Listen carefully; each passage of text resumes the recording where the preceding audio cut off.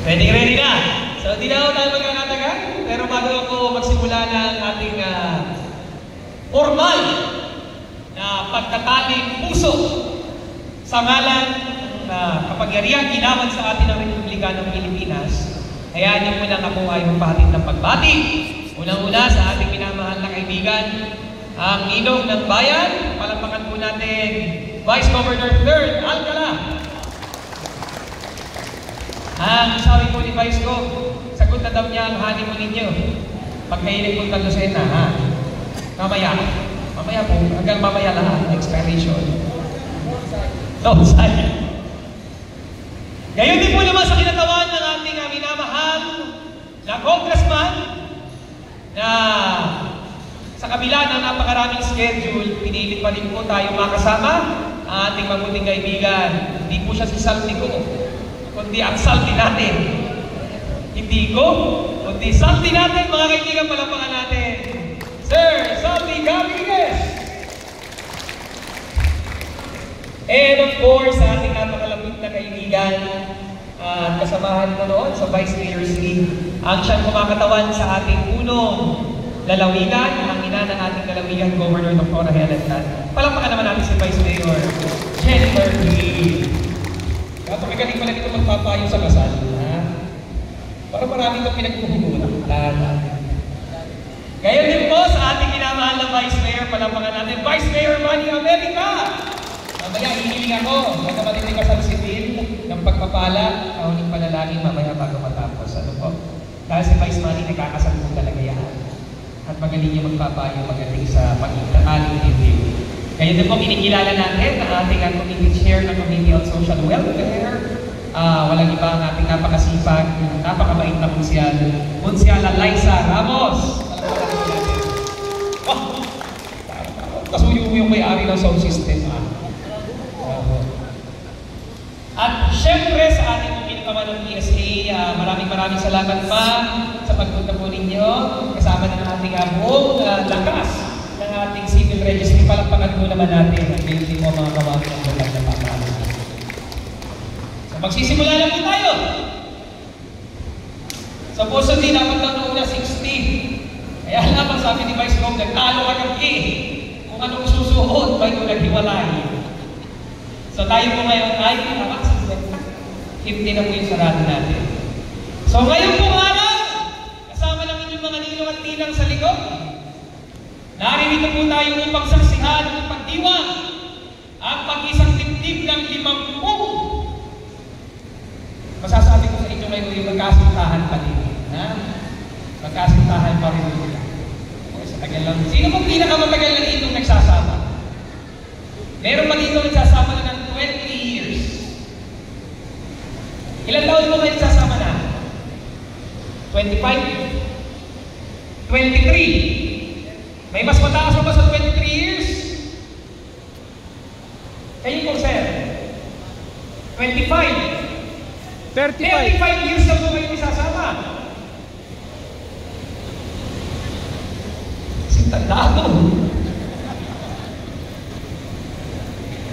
May mas matagal pa po ba sa 35 years? Sana may 50 na dito para golden anniversary na. 35 years, pinakamatagal natin magkasama. At ngayon formal na natin sila bibigyan ng legal na karapatan ayon sa batas. Sa ngalan mo ng Republika ng Pilipinas at ating ikakasal. Okay.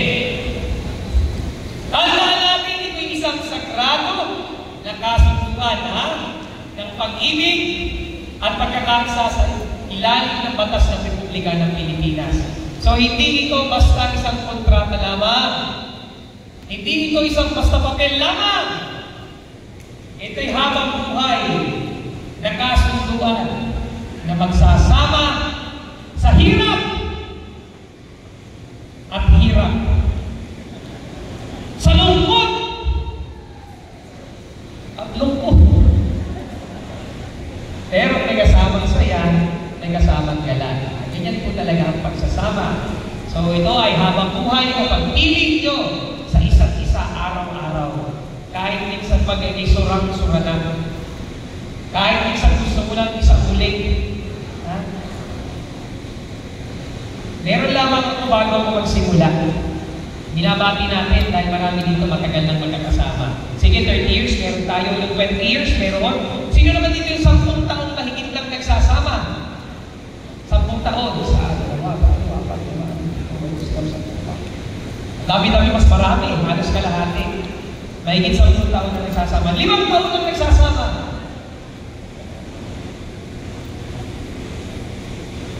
May 5? Kahapon lang ang nagsama. Nung nabalitang may kasalang bayan. Dapat na. Nakahila. O yung kanina lang, nakahila ng kapartner sa labas. Wala naman. So meron tayo 5 taon pababa. Meron po tayo. Sige. So dahil po diyan, ako ay nagagalak. Gusto ko lamang magbahagi. Pagkamat ito may kasal ng sibil sa ngalan ng Republika ng Pilipinas, pero lagi ako nagiging forward ng basbas ng ating Panginoon, kaya inuunahan natin sa panalangin. Alam niyo daw, sa unang 5 taon ng kasal, kung ilalagay ko daw yan sa kantang pangsimbahan, ang awit daw diyan, di umano, sabi ni Jessica Soho, di umano, ay luwalhati. Luwalhati sa Diyos. Araw-araw niya yan, parang pinupok naman ako. Pag nalagpasan daw yun, nasusunod hanggang pa 10 taon. Ang sumunod ng awit ng pagsambahan, Panginoon, maawa ka. Nahingi na ng habag sa langit. Pero pag umabot na raw na nagpa-10 taon, umay pa pa rin Vice Governor Kern. Ang kanta na raw, kunin mo, O Diyos, at tanggapin mo. Binabalik na ho yung kapartner. Nawa po naman na hindi yun ang ating sabitin, ha? May patunay po naman tayo dito 35 years na. Palakpakan po naman natin sila.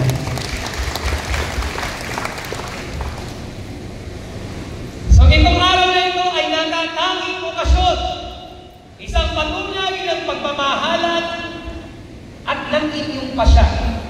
Na itaguyod ang inyong pamilya sa ilalim ng batas. At syempre, tulad ng aking sinabi, sa pagpapala ng Panginoong may kapal. So bilang opisyal ng pamahalaan na may kapangyarihang magkasal, nais ko sa pailala sa inyo na ang kasal ay hindi lamang isang kontrata tulad ng aking sinabi kanina. Ngunit ito isang panghabang buhay na pangako. Habang buhay na pangako ng pagtitiwala, pagmamahalan, pagpapatawad, at panggawa. Handa natin yung 4 na P40s. Kontrata ito ng pagmamahalan, pag-uunawaan, pagtitiwala, at pagpapatawad. Malinaw? So yung 4Ps na yan, binibigyan natin yan.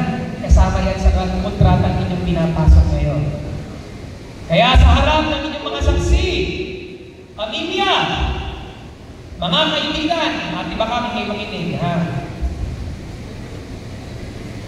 Kayo ay magsasama bilang mag-asawa. Sabi ko mga kanina, sa hirap at ginhawa, sa lungkot at saya, habang kayo ay kapwa na mabuhay.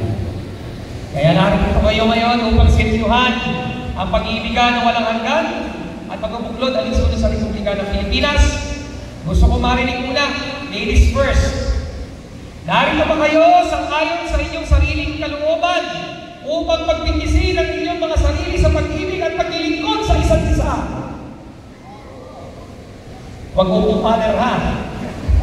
Para mahina ang sagot. Saka, tingnan ko muna mga babae muna, ha? Narito po ba kayo ng pusang loob? Hindi pinilit. Bukal loob ang pagpunta rito. Mga babae, sagot. Sino po ang hindi bukal sa loob? Taas ang kamay. Sabi ng asawa, makikita mo mamaya. Walang pumili. So, kayo po naman, mga kalalakihan, kayo ba'y narito? Pumunta ng pusang loob. Hindi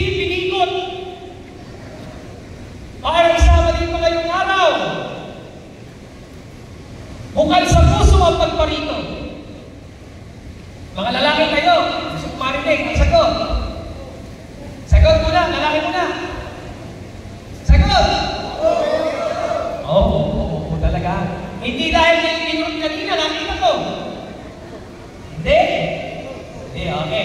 So, kaya na natin tumayurin ang ating lahat, pati kababaihan. Malinaw mo ang pagpapahayag ng bawat isa na sila'y narito ng sangayon sa kanilang kalooban. Yan yung binanggit kanina ni Sir Sandy. Importanteng sangkap sa pagkasal, unang-una, layak ng kagustuhan. Usang loob na pagpunta, hindi pinilit, hindi napilitan. Okay. So ngayon, magharapan kayong mag-asawa. Yeah! Tamis naman! Hawakan ang kamay ng isa't isa. Ayan. At pwede nyo nang halikan. Ha? Oh, gusto mamaya pa. Pwede nyo nang halikan mamaya pagkatapos ng kasal. Ay, hindi talaga ito. Kaya pala pare. Kaya pala hindi nakapito. Kaya ganito mukha. Mamaya pa. Tumutupa ka na agad ha. Mamaya, pagkatapos ko ng kasal. Okay, sige. Gagawin natin natin kwela na yung kaunti ha, para masaya po kayo. Ngayon, dadako tayo sa panata ng pag-ibig. Inihilingan ko kayo, lahat ha, hawak kamay. Oops, hawak kamay, parehas. Hawak kamay, parehas. Mabilis po lamang ito. Habang binibigkas nyo ang panata ng pag-ibig sa isa't isa. Unahin ko lang mga babae. Kayo unang sasagot mga babae. Tingnan po nyo sa mata ng inyong asawa, huwag kayong titingin sa akin. Ha? Sa asawa ang tingin. Asawa ang tingin. Mga babae, sasagot kayo. Tinatanggap ba ninyo ang inyong katuwang bilang inyong magiging asawa sa hirap at ginhawa, sa lungkot at saya, habang kayo ay nabubuhay? Walang sumagot. Parang aayaw. Mga kababaihan, tinatanggap po ba ninyo ang inyong kaharap, kabiyak na nakikita mo ngayon bilang habang buhay mo magiging asawa? Isa pa nga?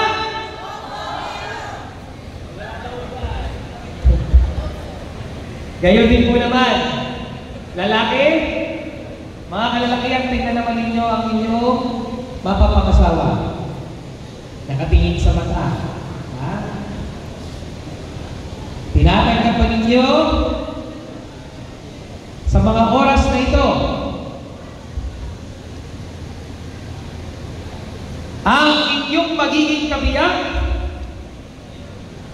magiging asawa sa hirap at ginhawa, sa dusa at saya, kahit minsan ikay kakagalitan na, kahit minsan napapagsabihan ka, tinatanggap mo ba ang responsibilidad na pagiging asawa at haligi ng tahanan habang kayo ay kapwa nabubuhay? Sagot, mga kalalakihan. Sino po hindi sumagot ng opo? Wala talaga. Okay, dahil po sa malayang pagpapahayag ng